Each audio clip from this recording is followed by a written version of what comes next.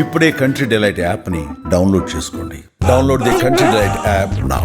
Telugu Desam party అధ్యక్షులు ముఖ్యమంత్రి నారా చంద్రబాబు నాయుడు గారు మంగళగిరిలో టీడీపీ ఆఫీసులో ఆ పార్టీ విస్తృత స్థాయి సమావేశం నిర్వహించారు. ఈ సమావేశానికి కొంతమంది ఎమ్మెల్యేలు రాలేదు, కొంతమంది ముఖ్య నాయకులు పార్టీకి సంబంధించి కీలక బాధ్యతలో ఉన్నారు.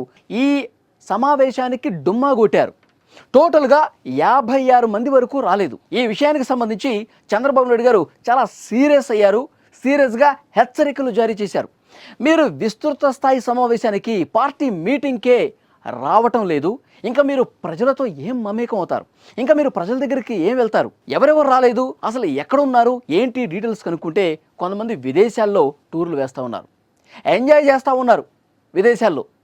ఇంకొంతమంది దైవ దర్శనాలకు అని చెప్పి వెళ్ళారు, ఇంకొంతమంది ఎక్కడికి వెళ్ళారో కూడా తెలియదు, కనీసం ఇన్ఫర్మేషన్ లేదు. సో 56 మందికి సంబంధించి ఇలాంటి ఒక కీలకమైనటువంటి మీటింగ్కు రాకపోవటం పట్ల తీవ్ర అసంతృప్తి వ్యక్తం చేశారు, అసహనం వ్యక్తం చేశారు చంద్రబాబు నాయుడు గారు. ఇది ఇంకోసారి రిపీట్ అయితే కనుక డెఫినెట్గా చర్యలు తీసుకునేటువంటి అవకాశం ఉంటుంది. అసలు ఏ ఎమ్మెల్యే నియోజకవర్గంలో ఎన్ని రోజులు ఉంటున్నాడు, ప్రజల దగ్గరికి అసలు వెళ్తున్నాడా లేదా, ప్రజలతో మమేకం అవుతున్నాడా లేదా, ప్రజల సమస్యల పట్ల అతను ఆ సమస్యలను తెలుసుకొని పరిష్కారం దిశగా ప్రయత్నాలు చేస్తున్నాడా లేదా, ఇవన్నీ కూడా నేను క్లియర్ కట్గా రిపోర్ట్స్ తెప్పించుకుంటున్నాను. మీ అందరి జాతకం నా దగ్గర ఉంది, మీరు సరిగ్గా పార్టీ సమావేశాలకే రావటం లేదు, ఇది మంచి పద్ధతి కాదు.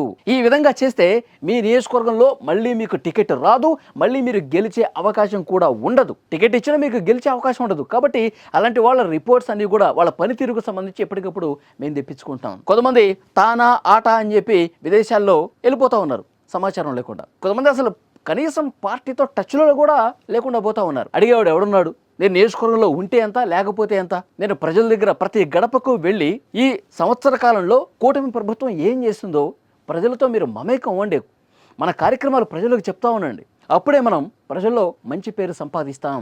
లేదంటే కనుక వచ్చే ఎన్నికలకు సంబంధించి పూర్తిగా మనం ఇబ్బందులు ఎదుర్కొనే అవకాశం ఉంది. మనం కష్టపడుతున్నాం, ప్రజలకు మంచి చేస్తూ ఉన్నాం, అనేక పథకాలు తీసుకొస్తా ఉన్నాం, అభివృద్ధి చేస్తూ ఉన్నాం.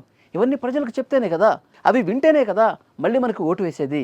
ఒకవైపు ప్రతిపక్షం వైఎస్ఆర్ కాంగ్రెస్ పార్టీ మనం హామీలన్నీ కూడా ఇవ్వట్లేదు, మోసం చేస్తున్నాం, బాబు షూరిటీ, మోసం గ్యారంటీ అంటూ వాళ్ళు మన మీద విమర్శలు చేస్తూ ఉన్నారు, జనంలోకి వెళ్తూ ఉన్నారు. కానీ వాళ్ళు జనం నమ్మే ప్రసక్తే లేదు. కానీ వాళ్ళు చేస్తున్న దానికి వ్యతిరేకంగా వాళ్ళు ఏదైతే అబద్ధాలు చెప్తున్నారో ఇవన్నీ కూడా అబద్ధాలు, నిజం ఏంటి, వాస్తవం ఏంటి, ఈ ప్రభుత్వం ఏం చేస్తుందో చెప్పాల్సిన బాధ్యత మీకుంది కదా. మీరు నియోజకవర్గంలో తిరగకపోతే, ప్రజలతో కలవకపోతే ఎట్లా వర్కౌట్ అవుతుంది? చాలా సీరియస్ అంటే సీరియస్గా వార్నింగ్ ఇచ్చినటువంటి పరిస్థితి. చాలామంది ఎమ్మెల్యేలు ఇప్పుడు వణుకు స్టార్ట్ అయింది. ఎందుకంటే ఆయన చంద్రబాబు నాయుడు గారు ఒక రిపోర్ట్ తెప్పించుకుంటా ఉన్నారు. ఈ ఏడాది కాలంలో ఏ ఎమ్మెల్యేకి ఎన్ని మార్కులు, ఏ ఎమ్మెల్యే ఎన్ని రోజులు ప్రజలతో ఉన్నాడు, ఏ ఎమ్మెల్యే ఎన్ని రోజులు పార్టీ మీటింగ్స్కు అటెండ్ అయ్యారు, ఇవన్నీ కూడా గతంలో ప్రభుత్వంలా, గతంలో ముఖ్యమంత్రిలా చంద్రబాబు నాయుడు గారు వ్యవహరించట్లా. ఎందుకంటే గతంలో ఇష్టం వచ్చినట్టుగా ప్రతిపక్షాలను తిట్టిన నడిచేది, ఇష్టం వచ్చినట్టుగా బూతులు తిట్టిన నడిచేది, ఇష్టం వచ్చినట్టుగా వాళ్ళ నియోజకవర్గంలో లేకుండా ఎంజాయ్ చేసిన నడిచేది. జగన్మోహన్ రెడ్డి గారు ఏం పట్టించుకునేవాడు కాదు. కానీ ఇప్పుడు అట్లా లేదు.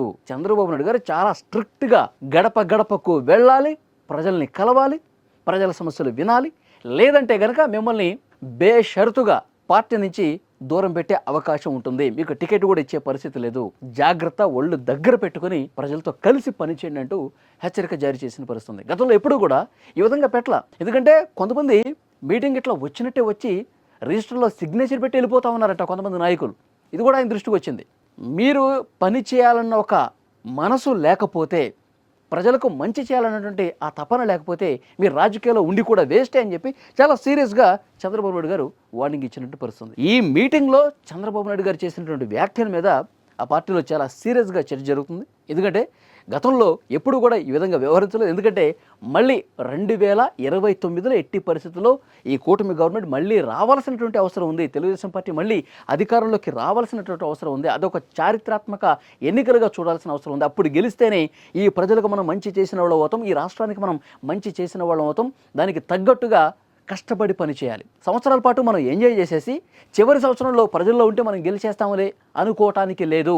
ప్రజలు ప్రతి ఒక్కరిని గమనిస్తూ ఉన్నారు, ప్రతి కార్యక్రమాన్ని గమనిస్తూ ఉన్నారు, ప్రతి పథకాన్ని కూడా నిశ్చితంగా పరిశీలిస్తూ ఉన్నారు. సో ఏ తప్పు చేసినా సరే, అది చిన్నదైనా సరే పెద్దదైనా సరే, ప్రజల్లో మనం చులకనవ్వటం ఖాయం. చాలా జాగ్రత్తగా మనం ప్రజల్లో ఉంటూ పనిచేసుకుంటేనే మళ్ళీ మనం ఎన్నికల్లో గెలవగలుగుతామని చెప్పి చాలా సీరియస్గా వార్నింగ్ ఇచ్చినటువంటి పరిస్థితి ఉంది. చూద్దాం ఎమ్మెల్యేలు తమ తీరు మార్చుకుంటారో లేదో.